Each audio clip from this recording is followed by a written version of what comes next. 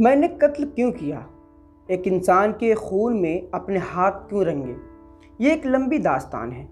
جب تک میں اس کے تمام عواقب و عواطف سے آپ کو آگاہ نہیں کروں گا، آپ کو کچھ پتہ نہیں چلے گا۔ مگر اس وقت آپ لوگوں کی گفتگو کا موضوع جرم اور سزا ہے، انسان اور جیل ہے۔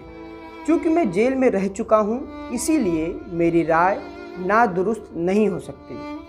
مجھے منٹو صاحب سے پورا اتفاق ہے کہ جیل مجرم کی اصلاح نہیں کر سکتی، مگر یہ حقیقت اتنی بار دہرائی جا چکی ہے کہ اس پر زور دینے سے آدمی کو یوں محسوس ہوتا ہے جیسے وہ کسی محفل میں 1000 بار سنایا ہوا لطیفہ بیان کر رہا ہے۔ اور یہ لطیفہ نہیں کہ اس حقیقت کو جانتے پہچانتے ہوئے بھی ہزارہا جیل خانے موجود ہیں، ہتکڑیاں اور ننگ انسانیت بیڑیاں۔ میں قانون کا یہ زیور پہن چکا ہوں۔ یہ کہہ کر رضوی نے میری طرف دیکھا اور مسکرایا۔ اس کے موٹے موٹے حبشیوں سے ہونٹ عجیب انداز میں بھڑکے۔ اس کی چھوٹی چھوٹی مخمور آنکھیں جو قاتل کی آنکھیں لگتی تھی چمکی۔ ہم سب چونک پڑے تھے جب اس نے یکایک ہماری گفتگو میں حصہ لینا شروع کر دیا تھا۔ وہ ہمارے قریب کرسی پر بیٹھا کریم ملی ہوئی کافی پی رہا تھا۔ جب اس نے خود کو متعارف کرایا تو ہمیں وہ تمام واقعات یاد آ گئے جو اس کے قتل کی واردات سے وابستہ تھے۔ وعدہ معاف گواہ بن کر اس نے بڑی صفائی سے اپنی اور اپنے دوستوں کی گردن پھانسی کے پھندے سے بچا لی تھی۔ وہ اسی دن رہا ہو کر آیا تھا۔ بڑے شائستہ انداز میں وہ مجھ سے مخاطب ہوا۔ معاف کیجیے گا منٹو صاحب، آپ لوگوں کی گفتگو سے مجھے دلچسپی ہے۔ میں ادیب تو نہیں، لیکن آپ کے گفتگو کا جو موضوع ہے اس پر اپنی ٹوٹی پھوٹی زبان میں کچھ نہ کچھ ضرور کہہ سکتا ہوں۔ پھر اس نے کہا، میرا نام صدیق رضوی ہے۔ لنڈا بازار میں جو قتل ہوا تھا میں اس سے متعلق تھا۔ اس نے اس قتل کے متعلق صرف سرسری طور پر پڑھا تھا، لیکن جب رضوی نے اپنا متعارف کرایا تو میرے ذہن میں خبروں کی تمام سرخیاں ابھر آئیں۔ ہماری گفتگو کا موضوع یہ تھا کہ جیل مجرم کی اصلاح کر سکتی ہے۔ میں خود محسوس کر رہا تھا ہم ایک بار باسی روٹی کھا رہے ہیں۔ رضوی نے جب یہ کہا، یہ حقیقت اتنی بار دہرائی جا چکی ہے کہ اس پر زور دینے سے آدمی کو یوں محسوس ہوتا ہے جیسے وہ کسی محفل میں 1000 بار سنایا ہوا لطیفہ بیان کر رہا ہے، تو مجھے بڑی تسکین ہوئی۔ میں نے سمجھا جیسے رضوی نے میرے خیالات کی ترجمانی کر دی ہے۔ کریم ملی ہوئی کافی کی پیالی ختم کر کے رضوی نے اپنی چھوٹی چھوٹی مخمور آنکھوں سے مجھے دیکھا اور بڑی سنجیدگی سے کہا، منٹو صاحب، آدمی جرم کیوں کرتا ہے؟ جرم کیا ہے؟ سزا کیا ہے؟ میں نے اس کے متعلق بہت غور کیا ہے۔ میں سمجھتا ہوں کہ ہر جرم کے پیچھے ایک ہسٹری ہوتی ہے۔ زندگی کے واقعات کا ایک بہت بڑا ٹکڑا ہوتا ہے، بہت الجھا ہوا، ٹیڑھا میڑھا۔ میں نفسیات کا ماہر نہیں، لیکن اتنا ضرور جانتا ہوں کہ انسان سے خود جرم سرزد نہیں ہوتا، حالات سے ہوتا ہے۔ نصیر نے کہا، آپ نے بالکل درست کہا ہے۔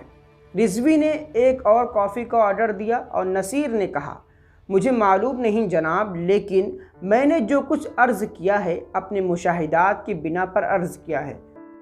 میرا خیال ہے کہ وکٹر ہیوگو فرانس کا ایک مشہور ناولسٹ تھا، شاید کسی اور ملک کا ہو، آپ تو خیر جانتے ہی ہوں گے۔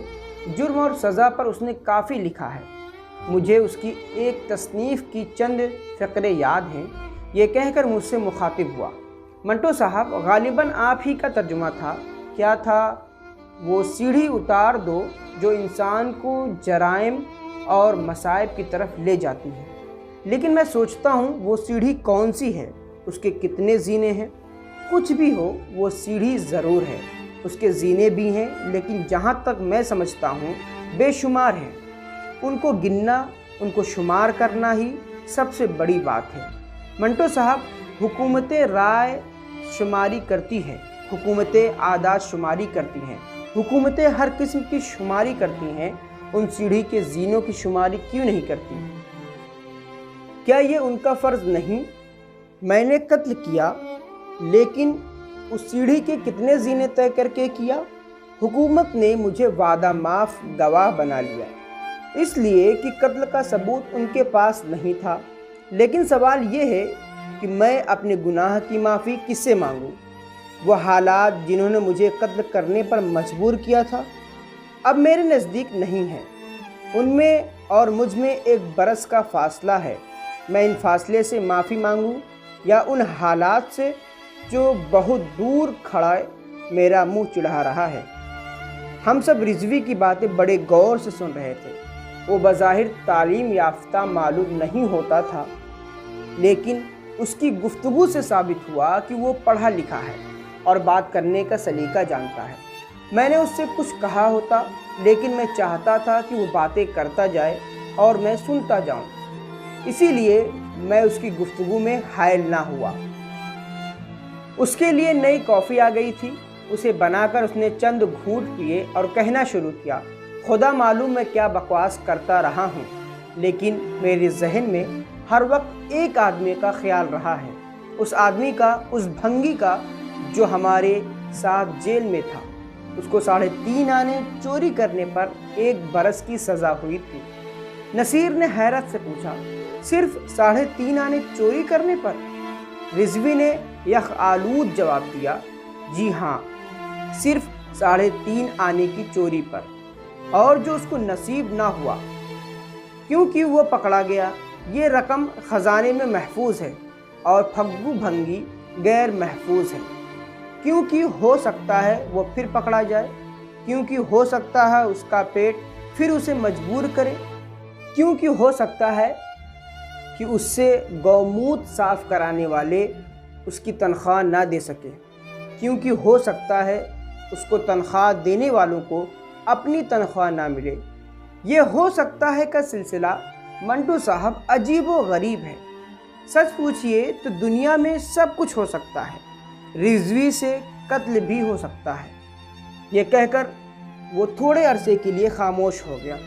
نصیر نے اس سے کہا، آپ پھگو کی بات کر رہے تھے؟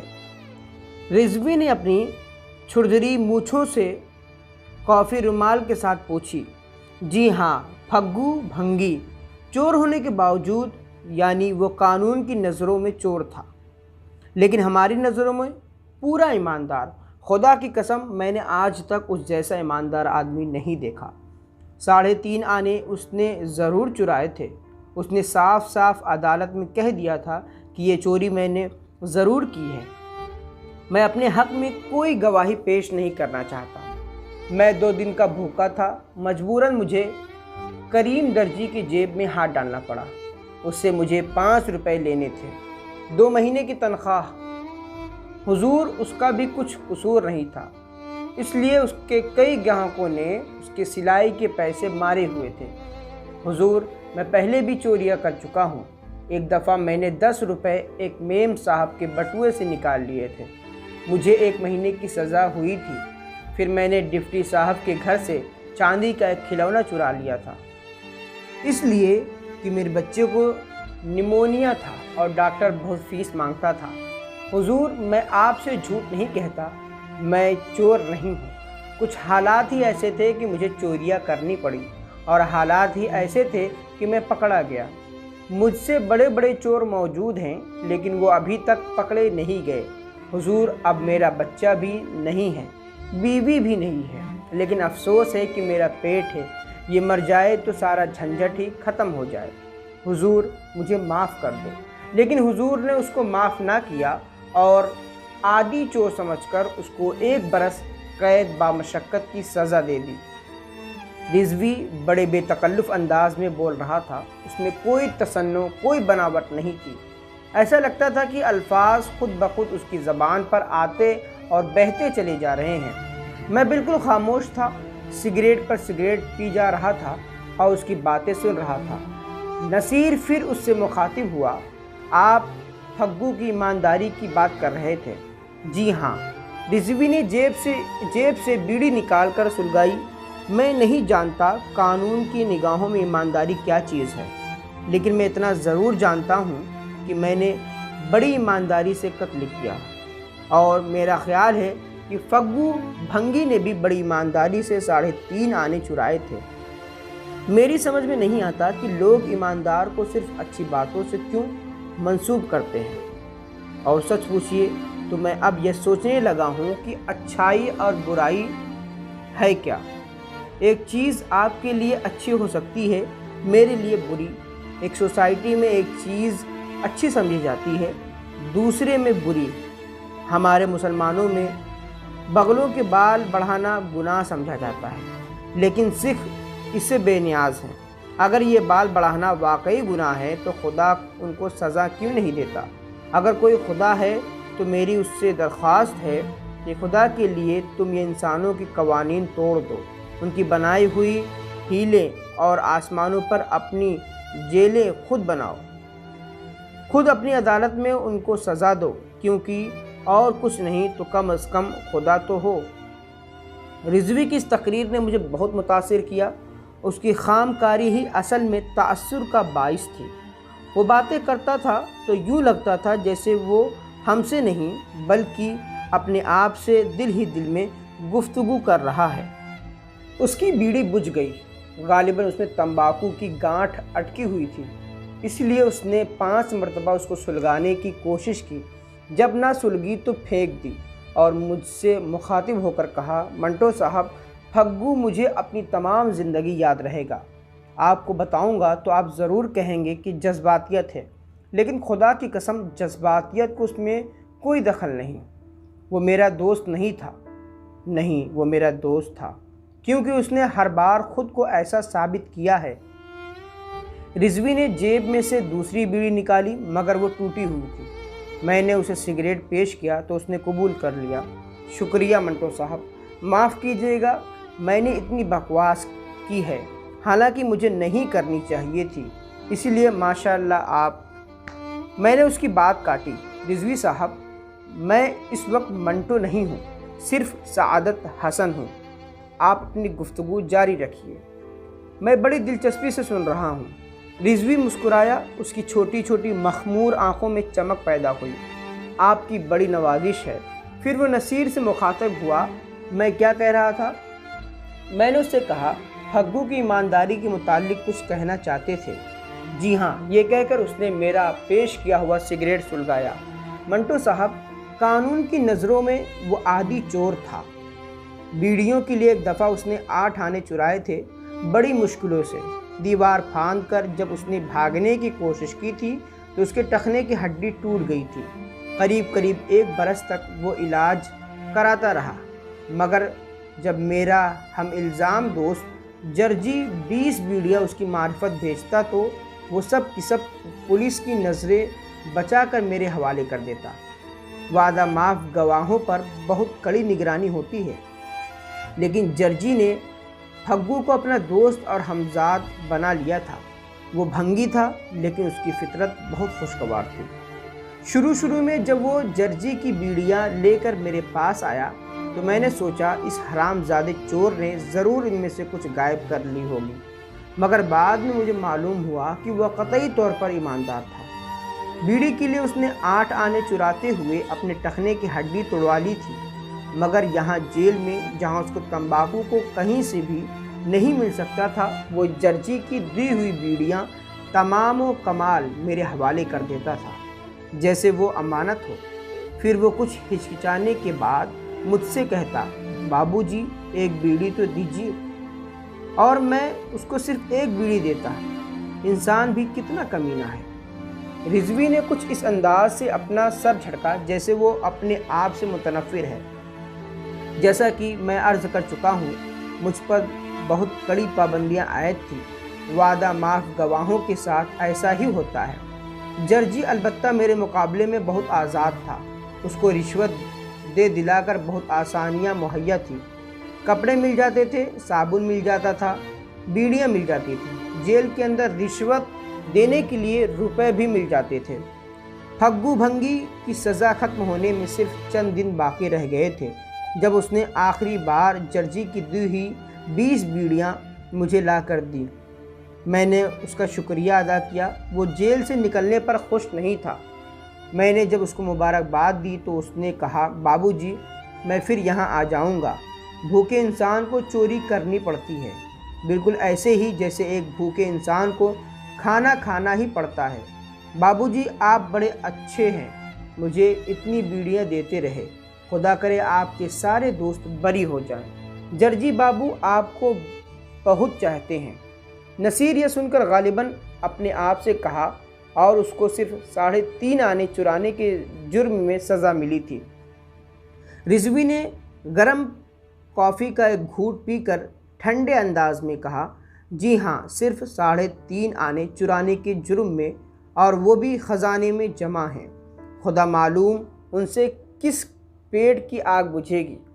رضوی نے کافی کا ایک اور گھونٹ پیا اور مجھ سے مخاطب ہو کر کہا ہاں منٹو صاحب، اس کی رہائی میں صرف 1 دن رہ گیا تھا، مجھے 10 روپے کی اشد ضرورت تھی، میں تفصیل میں نہیں جانا چاہتا، مجھے یہ روپے ایک سلسلے میں سنتری کو رشوت کے طور پر دینے تھے، میں نے بڑی مشکلوں سے کاغذ پینسل مہیا کر کے جرجی کو ایک خط لکھا تھا اور پھگو کے ذریعے اس تک بھجوایا تھا کہ وہ مجھے کسی نہ کسی طرح 10 روپے بھیج دے۔ پھگو ان پڑھ تھا، شام وہ مجھ سے ملا، جرجی کا رکا اس نے مجھے دیا، اس میں 10 روپے کا سرخ پاکستانی نوٹ قید تھا۔